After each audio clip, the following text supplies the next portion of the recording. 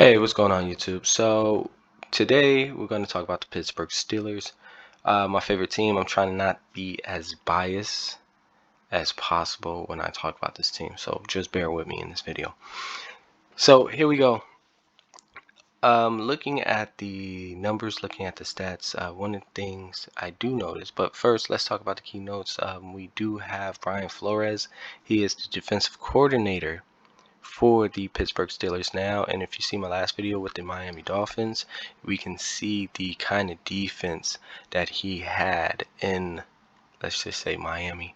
Well, he was in Miami, so the defense he had in Miami and the amount of points he was allowing teams to put up against that defense, that is a talented guy right there. But with that being said, can he correlate that to this Pittsburgh Steelers team? Absolutely. I think the Steelers have a better defensive team as far as the front seven go, linebackers and defensive line, in my opinion. You might think different, but whatever. So some of the key notes last year, Pittsburgh Steelers were hurt. And what does that mean? That means that when you see games like this, especially games late in the season where they have to travel and they're facing a lot of injuries, and I just noticed this looking at these numbers, trying to figure out reasons and things to look for and edges to look for. Here you go, you have the Chargers and you have the Vikings. These two games are completely out of the norm because look at the points, the total points, 64-78. Now those are high totals for the whole season that Pittsburgh Steelers had, right? So those two games right there, late in the season, hurt. I think their bye week was week 7. So yeah, it's an issue. It's an issue. But with that being said, excuse me, let's get into the numbers now for the Pittsburgh Steelers. I do have a 0.5 for them. Again, they do have two okay quarterbacks. They have a rookie quarterback. They have Mitch Trubisky. I was looking at Mitch Trubisky's stats and putting things in perspective. Mitch Trubisky coming into the league, he was playing for the Chicago Bears, and the Chicago Bears have been struggling. They have been struggling since Lovie Smith left, for the most part, and now they're trying to figure out who they are. They did have a good defense at one point, but they kind of traded all their defensive players away, or they kind of left. And the offensive players they had, Allen Robinson, he left as well. I think he's with the Rams now. So they did have a good defense. They did have I wouldn't say they had a good offense. All right. So this is the kind of situation Mitch Trubisky was in. He's definitely in a better situation with this team right now. With the wide receivers, I mean, the skill set and wide receivers that Pittsburgh Steelers have is pretty good. It's pretty good. They're young. They get after the ball. They're tall. They're fast. Also, the defense. I mean, the defense is a plus when you have more time for your offense, and he has a decent running back behind him as well. So Najee Harris, he's going to be out there doing his thing. You have the defense out there who's going to be getting stops, and he's going to give him more opportunities.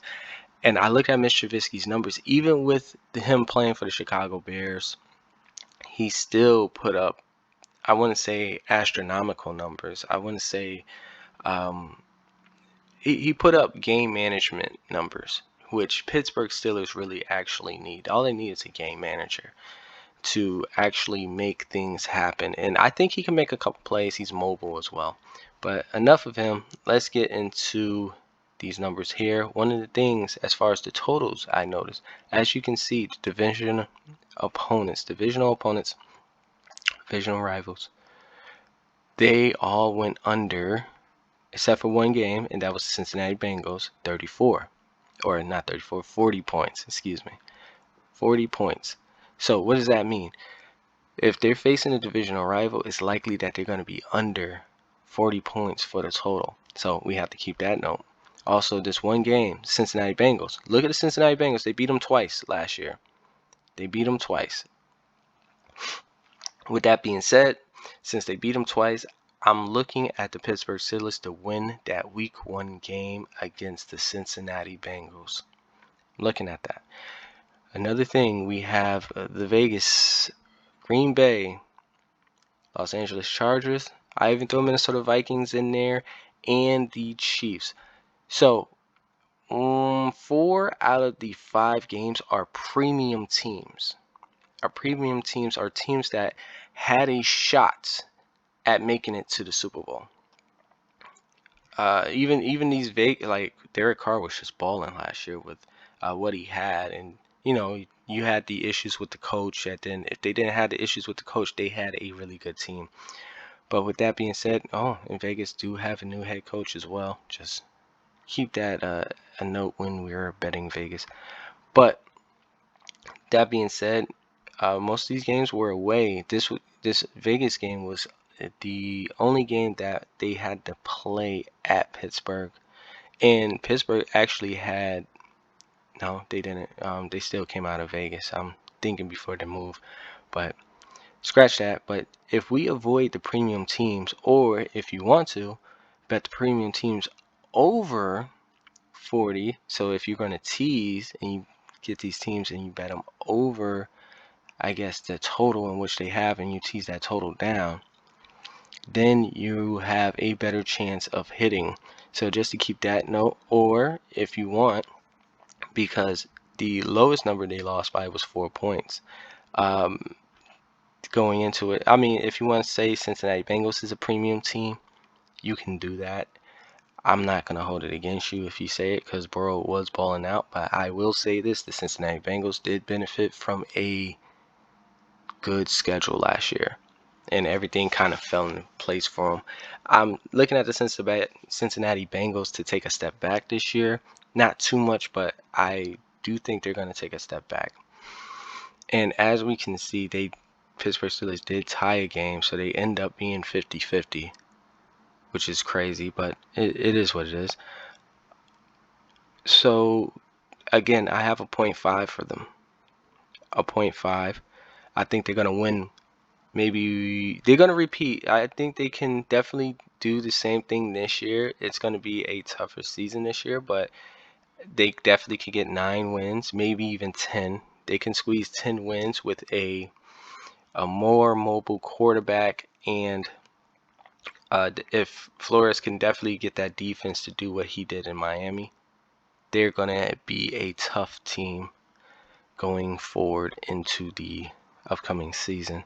So let's talk about the opponents. So, like I said before, I'm looking at Pittsburgh Steelers to beat the Cincinnati Bengals, since they beat them twice last year. Looking at them to beat the Bengals here. I'm looking at the Steelers to lose this game to the Patriots, with this game being towards the under. I have to look at the number first, but I'm gearing more towards the under just based off the information I have now.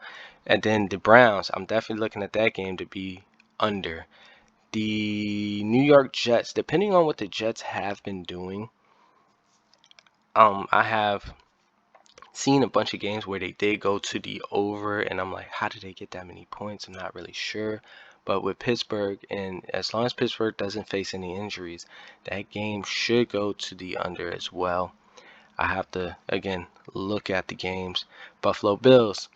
Pittsburgh did beat the Bills last year. They beat them, let's see. Yep, that was the first game they played. They did beat them by 7, which was impressive. So I'm looking at the Bills to win this game this year. Tampa Bay Bucks. Pittsburgh did beat New England when Tom Brady was playing on New England before, but this is a better team. But then again, Leonard Fournette, he's overweight, and Tampa Bay is upset about that because he's a force to be reckoned with. And if he's overweight, the run and pass ratio is probably going to be off. You have the Miami Dolphins. Miami Dolphins, new head coach. I think, and you have Flores on this team. Yeah, He it's gonna be a defensive matchup. It's definitely going to the under. The Philadelphia Eagles. I do like the Eagles in this, but it's gonna be a close one. And the Eagles, they're playing at the Eagles, but it's before a bye. Yeah, I mean, I'm gearing more towards the Eagles with that before a bye week. But then again, yeah, I mean, because Flores is going to give everything he has for this Miami team. I'm sure he's going to want his revenge or whatnot because he feels some type of way. And going into it, so I think the Eagles will actually sneak a win in this one, just to be clear. The New Orleans Saints, I do like the Saints, but yeah, I do like the Saints. I like the Saints because they have to face the Bengals next week, and I definitely understand that. The Colts is going to be a tough team this week. You have the Falcons. Again, depending on what the Falcons is doing, that might be an interesting game. You have the Baltimore Ravens. So I'm not looking at them to lose to the Falcons. I'm not, but if the pieces fall right, it is likely that they can lose to the Falcons. But looking back at it, they only lost to premium teams this week 14, week 15. Yeah, they only lost to premium teams. So I doubt they lose to the Falcons looking at it. So they're going into face Baltimore. Hopefully they beat Baltimore. We're not sure. I think that's going to be a 50-50 matchup all season. Baltimore's going to win one. Pittsburgh's going to win one. You have Carolina Panthers. I'm looking at them to beat them. Las Vegas Raiders, they're going to be tough. But this is week 16, depending on injuries. And you end the season off with two divisional opponents. And again, Cleveland Browns, I still think that game will go. Actually, if they have been going to the under, I think that game's going to go to the over, as well as these Baltimore Ravens team. So that's just my take on it. Now, I'm not really into the preseason games, but the Pittsburgh Steelers have two good quarterbacks as far as preseason goes. A rookie quarterback, Mitch Trubisky. I'm sure they probably won't start Trubisky. They'll probably get the rookie some reps, see how he's looking, and put a little pieces of the defense. But I do think they can beat Seattle. The Jaguars, they may, yeah, I think they could beat the Jags, and that's going to be a sweet preseason. They should sweep, but I think they're going to lose to Detroit Lions. I think that might be the best scenario with there. But just to recap, I do have a 0.5 for the spread going into the season. They're getting anything more than that, I think that'll be the play right there. And under 45.5, I don't think you could go wrong with that. So that's what I have for the Pittsburgh Steelers. Like, subscribe, share. Also, I think I might be talking about these about this Minnesota Vikings team. But like, subscribe, share. Thanks for watching, and most importantly, bet wisely, guys. I'll let you know who I'm talking about. Plus, I'm gonna have to get these power rankings under control here, and my power ratings under control as well. So again, like, subscribe, share. Most importantly, bet wisely. I think I'll probably put out a separate video with this power rankings. All right, appreciate you guys. Later.